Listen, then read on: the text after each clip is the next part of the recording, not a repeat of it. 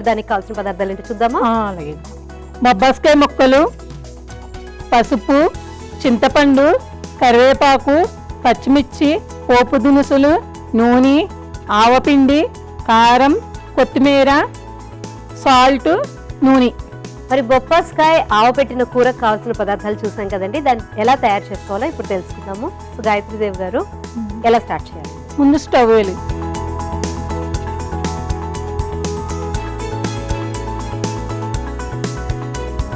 ముందుగా నూనె వేసుకోవాలండి.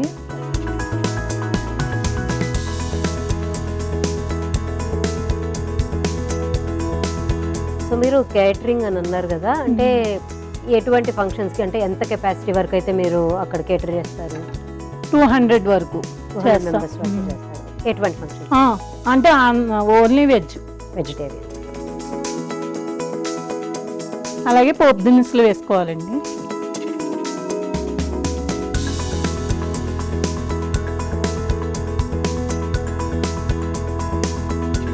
సో అక్కడ కుకింగ్ మెయిన్ మిగిలినా లేకపోతే మీకు హెల్పర్స్ ఉంటారా?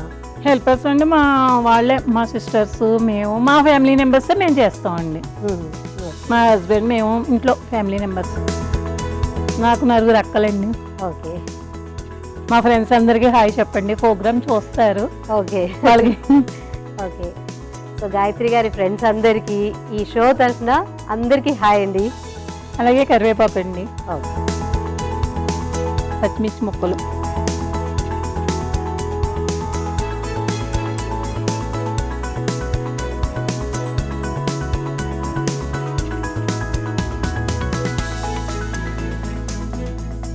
ఇప్పుడు నేను చేసే ఐటము బొబ్బాస్కాయ తోటి, అది పూర్వం పెద్దవాళ్ళు చేసేవారండి. చంటి పిల్లలకి పాలు బాగా పడతాయి కదా అని చెప్పని బాలింతలకి పెడతారు ఎక్కువ ఇవి. అవును, బొబ్బాస్కాయ తింటే మంచిదని చెప్పని పచ్చి బొబ్బాస్కాయ తోటి ఇలాగ ఐటమ్ చేసి పెడతారండి. దీంతో హల్వా కూడా చేస్తారండి. బొబ్బాస్కాయ తోటి హల్వా చేస్తే చాలా బాగుంటుంది. సో ఇవన్నీ ఎక్కువ ఈస్ట్ గోదావరి అక్కడ ఎక్కువ చేస్తారు అనుకుంటా. అవునండి. ఇక్కడ కూడా మనకి పపాయ దొరుకుతుంది, కానీ అక్కడ కొంచెం ఎక్కువగా దొరుకుతుంది. అవును, దొరుకుతాయండి.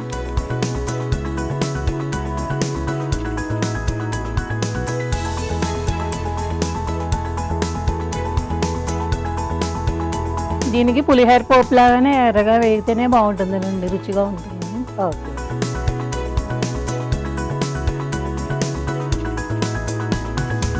ముందుగా నేను ఉడకబెట్టానండి వీటిని. పచ్చి బొబ్బాస్కాయ తీసుకుని దాన్ని ఉడకబెట్టి.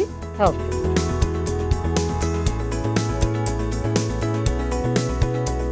అంటే ఉడకబెట్టినప్పుడు అందులో కొంచెం ఉప్పు ఏమైనా వేస్తారా లేకపోతే మామూలుగా? ఏం లేదండి, మామూలుగానే ఉడకబెట్టి తెచ్చాను. ఓకే. తురుము కింద కూడా చేస్తారండి. మామూలు వేపుళ్ళు చేసేటప్పుడు తురుము కింద తీసుకుని వేపుళ్ళు చేస్తారు. ఓకే. ఇలా ఆవపెట్టి కూరతో బాగుంటుందండి. ఓకే.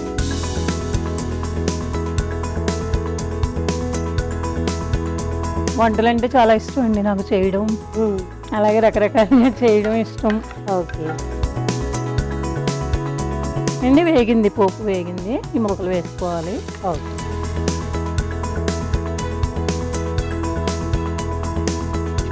సో ఎంతకాలంగా ఉందండి ఈ కేటరింగ్ సర్వీస్ అనేది? నేను మొదలుపెట్టి 5 సంవత్సరాలు అయిందండి. అంటే పెళ్ళిళ్ళ సీజన్ అప్పుడు ఎక్కువ వస్తూ ఉంటాయండి వంటలు, ఉత్తప్పుడైతే తక్కువ. అలాంటప్పుడు ఇలాగ ఏవైనా వంటలు ఏమైనా ఉంటే కనుక ట్రై చేస్తామండి. ఓకే. సో ఈ ముక్కల్ని చూస్తుంటే అంటే ముందు లోపల గింజలు అవన్నీ తీసేసాను, అన్ని తీసేసాను గింజలు. ఓకే. దీంతో పులుసు కూడా పెట్టుకుంటారండి, చాలా మంది పులుసు కూడా చేసుకుంటారు. ఇలాగే పెద్ద ముక్కల కింద కట్ చేసుకుని పులుసు బెల్లం పెట్టి కూడా చేసుకుంటారు. ఓకే. అంటే ఆనపకాయ పులుసు లాగానే. నేను ఒక చిట్కా చెప్పాలనుకుంటున్నానండి, వంటింటి చిట్కానే. అదే మనం ఇడ్లీ పిండి రుబ్బుతాం కదండి, ఇడ్లీ పిండిలో రుబ్బేటప్పుడు మినువుల్లోనూ కొంచెం సగ్గుబియ్యం వేసి మినప్పిండి రుబ్బుకుంటే కనుక మెత్తగా వస్తాయండి ఇడ్లీలు. చాలా బాగుంటాయి ఇడ్లీలు. ఓకే. అంటే అంటే ఏ టైంలో వేయాలంటే నానబెట్టినప్పుడు అంటే కాకుండా నానబెట్టినప్పుడే రుబ్బేటప్పుడే కాదు, నానబెట్టేటప్పుడే మినుములతో మినపగుళ్ళు పోసేటప్పుడే కనుక ఈ సగ్గుబియ్యం కూడా ఇన్ని పోసేస్తే కనుక ఓకే సమానంగానే నానతాయండి. రుబ్బేటప్పుడు కూడా వైట్గా కూడా వస్తుంది, అలాగే మెత్తగా కూడా వస్తాయి ఇడ్లీలు, ఓకే చాలా రుచిగా కూడా ఉంటాయి. ఓకే కొలతతో సంబంధం లేదు, ఆ, మామూలుగా కొలత. కొంచెం సగ్గుబియ్యం అంతే వేసుకుంటే కొంచెం. సో కొంతమంది గాయత్రి అటుకులు కూడా వేస్తారు కొంతమంది. అటుకులు అవును. సో గాయత్రి గారు ఈ రోజు చక్కటి వంటింటి చిట్కాను కూడా చెప్పేశారండి మన కోసం. ఏంటంటే ఇడ్లీ పిండిని పట్టేటప్పుడు ఇడ్లీలు బాగా మెత్తగా రావాలి, కొంచెం తెల్లగా రావాలి అనుకుంటే కనుక ఇడ్లీ పప్పు నానబెట్టినప్పుడే మినుములతో పాటు కొంచెం సగ్గుబియ్యం కూడా వేసి సమానంగా అవి కూడా నానితే కనుక రుబ్బిన తర్వాత ఎప్పుడైతే ఇడ్లీలు వేసుకుంటారో అప్పుడు చాలా బాగా ఫ్లఫీగా అలాగే మంచిగా తెల్లగా వస్తాయట. ట్రై చేయండి మీరు కూడా ఇంట్లో. ఇది అయ్యిందండి, ఓకే కొద్దిగా సాల్ట్ వేద్దాం.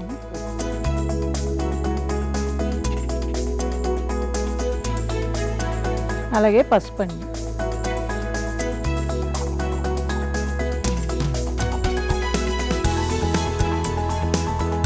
అలాగే కారం,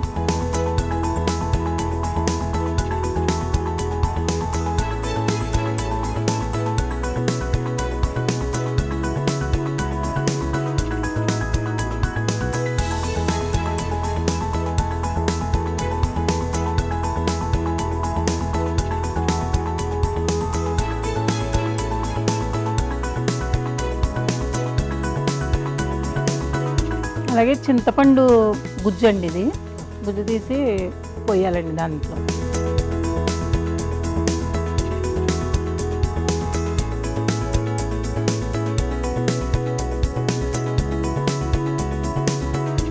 బాగా పులుపు అయిపోతాయి ఇది? పులుపుల్లగా కారంగా బాగుంటుందండి. ఓకే ఆవ పెట్టింది కదండి, చాలా బాగుంటుంది. ఇది ఉడికిందండి, బొబ్బాస్కాయ కూర రెడీ అయ్యింది. అయితే ఇప్పుడు డైరెక్ట్గా వేయకూడదండి, ఆవ డైరెక్ట్గా వేయకూడదు, చేదు వస్తుంది. అందుకని ఇది చల్లారిపోయిన తర్వాత అప్పుడు కలపాలండి. ఇది ఎలా తయారు చేసుకున్నానంటే ఆవాలు, ఎండుమిరపకాయ అండి, ఇంగువ, ఈ 3 వేసి మిక్స్ చేసుకోవాలండి. అయితే మనం డైరెక్ట్గా వేయకూడదండి, చేదు వస్తుంది. అది ఏంటంటే చల్లారి అయిన తర్వాత కలపాలండి మనం, అప్పుడు చాలా రుచిగా ఉంటుందండి, బాగుంటుంది. అంటే ఇప్పుడు ఆవ డైరెక్ట్ గా వేస్తే చేదు వస్తుంది, వేడి మీద వేయకూడదండి, చల్లారిపోయిన తర్వాత కలుపుకోవాలి. కొద్దిగా నూనె వేసి మిక్స్ చేసి దాంట్లో కలపాలి. అంటే మరి ముందర మీరు వేయించినప్పుడు లైట్ గా రోస్ట్ వేయించాం, పచ్చిదే, ఆవాలు పచ్చిదే, ఎండుమిరపకాయ కూడా అలాగే పచ్చిదేనండి. ఇంగువ వేస్తే మనకి బాగా టేస్ట్ వస్తుందండి. ఓకే ఆవంటేనే రుచి అండి అసలు. ఆవు పులిహోర ఇలాంటి వాటిలో అన్నిట్లోనూ మనం ఆవు పెట్టుకుంటాం. అవును, అలా కూరలో కూడా కొన్నిట్లో వేసుకుంటే చాలా బాగుంటుంది, అరటిగా ఆవు పెట్టి అలా చేసుకుంటే బాగుంటుంది. సో అయిపోయినట్టు రెడీ అయిపోయిందండి. ఇది చల్లారైందండి, ఆవు పిండి కలుపుదాం.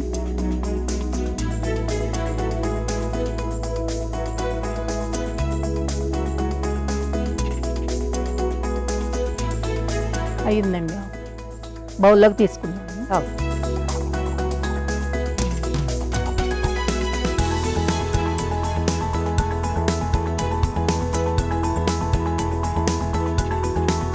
ఫైనల్గా కొత్తిమీర వేసుకుని కలుసు.